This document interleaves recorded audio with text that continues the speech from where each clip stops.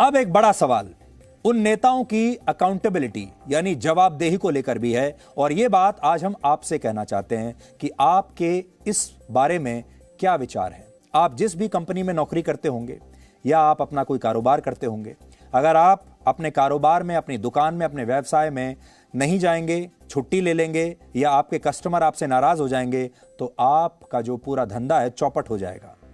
अगर आप दफ्तर में काम करते हैं, किसी कंपनी में नौकरी करते हैं और आपको जो टारगेट्स दिए गए हैं वो अगर आपने पूरे नहीं किए तो भी आपकी नौकरी खतरे में पड़ सकती है। आपका जो पूरा ग्रोथ है, आपकी जो प्रमोशन है वो रुक जाएगी। हर जगह यही होता है, आपके साथ, हमारे साथ, इससे कोई अछूता नहीं है। किसी फिल्म स्टार की अगर लगातार 2-4 फिल्में फ्लॉप हो जाएं तो वो घर पर बैठ जाता है, फिल्में मिलनी बंद हो जाती हैं। किसी खिलाड़ी का अगर प्रदर्शन लगातार खराब हो तो टीम से बाहर कर दिया जाता है, वो भी अपने आकर घर बैठ जाता है। ये सबके साथ लागू होता है। एक ही वर्ग ऐसा है जिस पर यह सिद्धांत लागू नहीं होता, और वो है हमारे देश के नेता, और खास तौर पर वो नेता जो अपने परिवार की पार्टियों को चलाते हैं। वो चाहे कितनी बार हारें, वो चाहे कितनी बार 0 पर आउट हो जाएं, चाहे उनकी बॉल पर एक के बाद एक छक्के पड़ते रहें, चाहे उनकी फिल्में एक के बाद एक फ्लॉप होती चली जाएं, उनका परफॉर्मेंस लगातार खराब रहे, लेकिन तब भी वो अपनी पार्टी के अध्यक्ष और अपनी पार्टी के मुखिया तब भी बने रहेंगे। पंजाब में कांग्रेस राहुल गांधी के नेतृत्व में चुनाव लड़ रही थी। सारे बड़े बदलाव राहुल गांधी ने और गांधी परिवार ने, सोनिया गांधी ने अपनी मर्जी से किए। चाहे वो कैप्टन अमरिंदर सिंह को हटाने का फैसला था, चाहे चन्नी को बनाने का फैसला था, चाहे सिद्धू को प्रदेश अध्यक्ष बनाने का था, और चाहे चन्नी और सिद्धू को लड़ने के लिए छोड़ देने का फैसला था। ये सारे फैसले राहुल गांधी ने लिए। आज जब उनकी पार्टी वहां बुरी तरीके से हार गई तो जानते हैं उन्होंने क्या कहा? उन्होंने कहा, हम कैप्टन अमरिंदर सिंह की वजह से हार गए क्योंकि वो पहले ही कांग्रेस का बंटाधार कर चुके थे और हमारे लिए उसे रिकवर करना मुश्किल था। तो इस हार का ठीकरा भी उन्होंने कैप्टन अमरिंदर सिंह पर डाल दिया और राहुल गांधी साफ साफ बच गए। राहुल गांधी ने आज ट्वीट करके इन चुनावी नतीजों को स्वीकार करके इनसे सीख लेने की बात कही है, लेकिन एक बार भी यह नहीं कहा कि वो खुद इस हार के लिए जिम्मेदारी लेते हैं और वही इस हार के लिए दोषी भी हैं। इसी तरह उत्तर प्रदेश का चुनाव प्रियंका गांधी वाड्रा के नेतृत्व में लड़ा गया। कांग्रेस का प्रदर्शन 2017 के मुकाबले और ज्यादा खराब हुआ। 2017 में 7 सीटें मिली थी, इस बार सिर्फ 2 सीटें मिली हैं। इसके अलावा 2017 के मुकाबले कांग्रेस का वोट शेयर लगभग 6% से 2.5% पर आकर गिर गया है। सोचिए, अगर ये नौकरी कर रही होती तो अब तक तो नौकरी से इस्तीफा देने की नौबत आ जाती या इन्हें निकाल दिया गया होता। इस बार कांग्रेस, उनका जो गढ़ माना जाता है रायबरेली और अमेठी, वहां पर भी एक भी सीट नहीं जीत पाई। पिछली बार रायबरेली में उसने 2 सीटें जीती थी। अब सवाल है कि प्रियंका गांधी वाड्रा के नेतृत्व की क्षमता पर क्या सवाल उठाया जाएगा? क्या उनकी जिम्मेदारी तय की जाएगी? चन्नी को दोष दे देना बड़ा आसान है, अमरिंदर सिंह को दोष दे देना बड़ा आसान है, सिद्धू से इस्तीफा ले लेना भी बड़ा आसान है, लेकिन मजा तब आएगा जब कोई यह कहे कि प्रियंका गांधी वाड्रा को भी अब इस्तीफा दे देना चाहिए और दोनों भाई बहन को कहना चाहिए कि हां, हम खुद हार की जिम्मेदारी लेते हैं। उत्तर प्रदेश में अखिलेश यादव आज तक समाजवादी पार्टी को कभी भी, एक बार भी यूपी में चुनाव नहीं जिता पाए हैं। 2012 में जब वो मुख्यमंत्री बने भी थे, उस समय वो चुनाव उनके पिता मुलायम सिंह यादव के नेतृत्व में और उनके चेहरे पर लड़ा गया था। तब मुलायम सिंह यादव एक्टिव थे और बाद में उन्होंने अखिलेश को मुख्यमंत्री बना दिया, खुद नहीं बने, यह अलग बात है। लेकिन इसके बाद अखिलेश यादव ने जितने भी चुनाव लड़े उसमें कभी भी समाजवादी पार्टी को कामयाबी नहीं मिली। इस बार भी वो अपनी पार्टी को लड़े, अच्छा, लेकिन जिता नहीं पाए। लेकिन तब भी क्या उनसे कोई सवाल पूछा जाएगा? इसलिए सवाल हमारा उनसे भी यही है कि क्या वो इस हार की जिम्मेदारी खुद लेंगे? और इसी तरह आप मायावती की बात कर लीजिए। मायावती की बीएसपी पार्टी को पूरे उत्तर प्रदेश में 1 सीट मिली है, लेकिन क्या बीएसपी के नेता मायावती से उनका इस्तीफा मांगने की हिम्मत दिखा पाएंगे? सिद्धू पंजाब में कांग्रेस के अध्यक्ष हैं। आज वो खुद भी चुनाव हार गए, पार्टी को भी चुनाव हरवा दिया।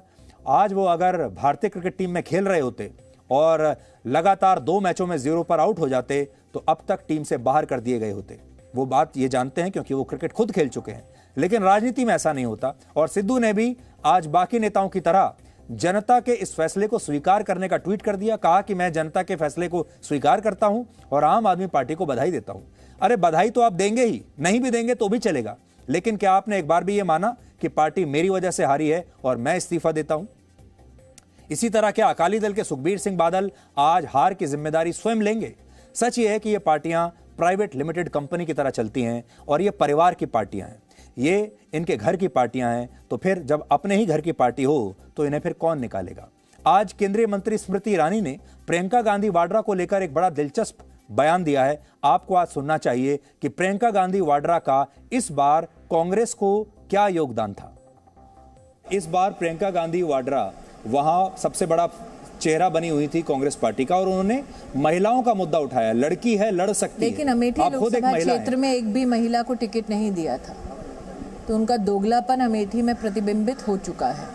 और जहाँ तक श्रीमती वाड्रा की उत्तर प्रदेश की राजनीति का सवाल है, ये मैं कह चुकी हूँ आज कि वो आई थी ये संकल्प लेके कि प्राण फूकेंगे अपने संगठन में, पार्टी फूक कर जा रही हैं। बादल हार गए, चन्नी हार गए, सिद्धू हार गए, कैप्टन अमरिंदर सिंह हार गए, हरीश रावत हार गए। यानी राजनीति के जो बड़े बड़े महाराजा थे वो इस बार हार गए और प्रजा जीत गई।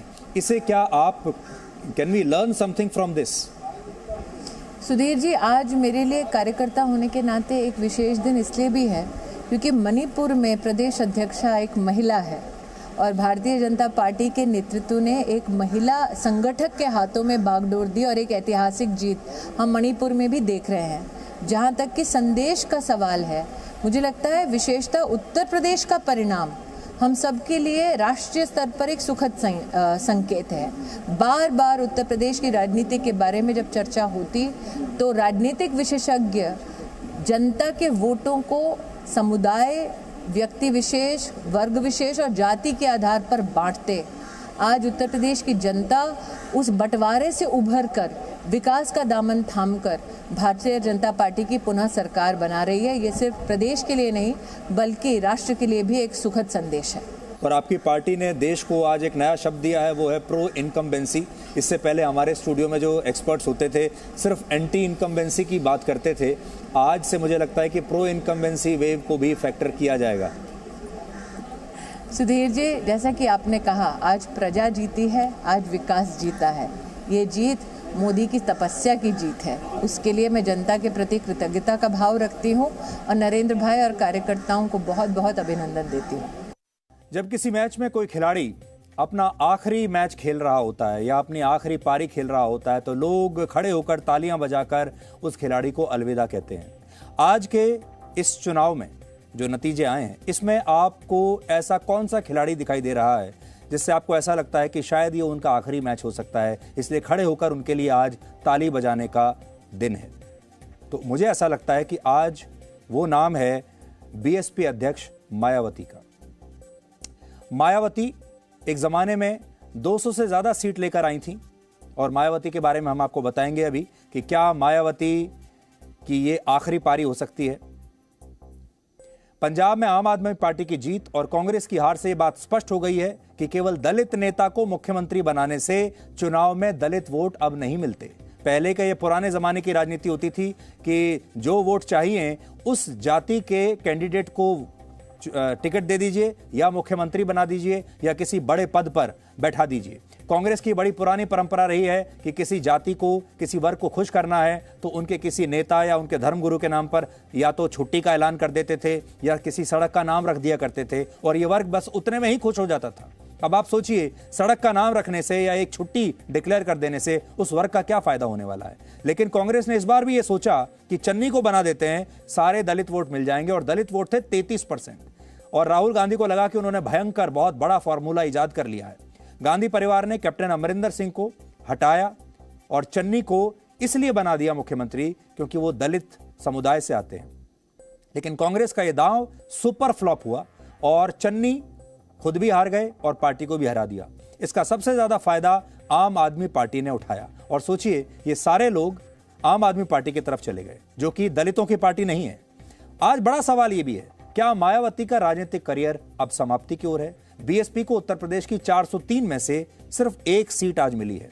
पिछली बार उसने 19 सीटें जीती थी, आज एक जीती है। तो धीरे धीरे धीरे आप देखिए कैसे समाप्ति की ओर है। इसी तरह पंजाब में बीएसपी ने अकाली दल के साथ चुनाव लड़ा था, वहां पर भी उसे एक ही सीट मिली है।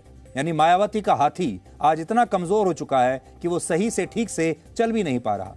मायावती दलित और पिछड़ी जातियों के वोटों की राजनीति करती थी और बीएसपी को डॉक्टर भीमराव अंबेडकर के आदर्शों पर चलने वाली इकलौती पार्टी बताती थी और अपने आप को अंबेडकर का उत्तराधिकारी पार्टी कहती थी।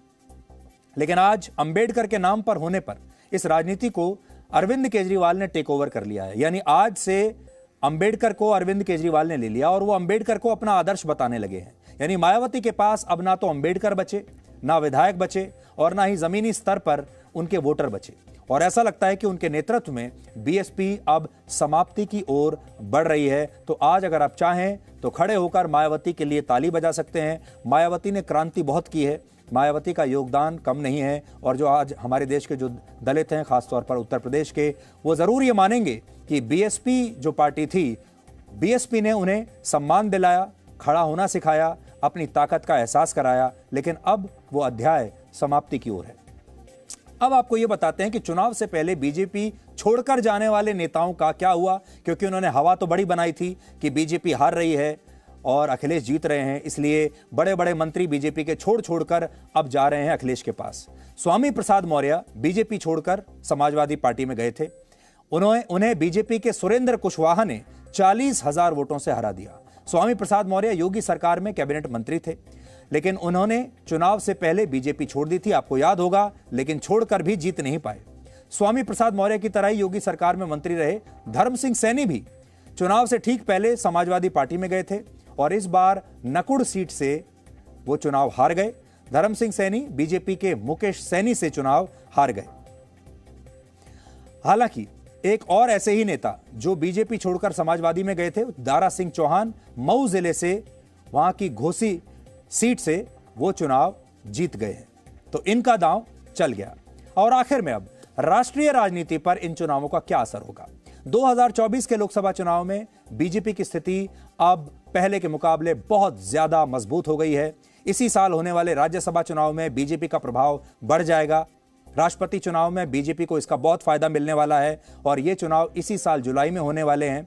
और सबसे बड़ी बात, जो ब्रांड मोदी है वो और ज्यादा मजबूत ये ब्रांड हुआ है और लोगों ने ये समझ लिया है, पूरी दुनिया में जो बड़े बड़े नेता थे कोविड के बाद से उनकी लोकप्रियता घटी है। शायद पूरी दुनिया में नरेंद्र मोदी अकेले ऐसे नेता हैं कोविड के बाद जिनकी लोकप्रियता और बढ़ रही है। और पश्चिमी मीडिया तो आप समझिए कि बेसब्री से इंतजार कर रहा था और ये कह रहा था कि ये जो चुनाव हैं ये असल में मोदी के ऊपर रेफरेंडम है, मोदी की लोकप्रियता का इससे पता चलेगा। अब ये देखना होगा कि पश्चिमी मीडिया जो है वो आज के चुनावों पर कैसे मोदी की तारीफ लिखता है, क्योंकि ये एक बहुत बड़ी बात है। लेकिन आखिरी बात जो आपको कहकर जा रहे हैं वो ये कि राष्ट्रीय राजनीति में अब एक नई एंट्री हो चुकी है अरविंद केजरीवाल के जरिए और पंजाब में एक ऐसी सरकार आ गई है जो अब केंद्र सरकार को और मोदी को बिल्कुल भी सहयोग नहीं देगी।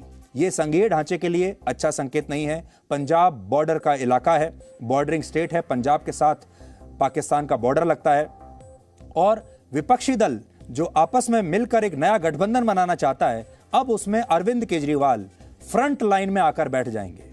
अब वो शरद पवार से पीछे रहने वाले नहीं हैं, अब वो ममता बनर्जी से पीछे हटने वाले नहीं हैं। आने वाले समय में गुजरात में चुनाव आने वाला है, दूसरे राज्यों में चुनाव आने वाला है और केजरीवाल की कोशिश ये होगी कि सरकार भले ही ना बना पाए लेकिन अब हर राज्य की विधानसभा में उनके 2-4 सीटें जरूर होनी चाहिए। और जब तक अगला लोकसभा चुनाव होगा 2024 में, तब तक केजरीवाल अपने आप को एक राष्ट्रीय नेता के तौर पर स्थापित कर लेंगे। और कौन जानता है कि 2024 नहीं तो उसके अगले बार 2029 में हो सकता है अगला चुनाव बीजेपी वर्सेस अरविंद केजरीवाल ही लड़ा जाए, क्योंकि आज शाम से ही उनके मन में प्रधानमंत्री के सपने आने लगे हैं और वो अब बहुत बड़ी तस्वीर अपने सामने देखते होंगे। लेकिन बीजेपी को यह देखना है कि अभी आम आदमी पार्टी कांग्रेस की जगह ले रही है। जहां जहां कांग्रेस हट रही है, कांग्रेस का सारा वोट आम आदमी पार्टी के पास जा रहा है। और बीजेपी के लिए कांग्रेस को हराना तो आसान था, क्योंकि वहां राहुल गांधी थे, वहां प्रियंका गांधी वाड्रा थी, जिन्होंने बहुत मदद की है बीजेपी की।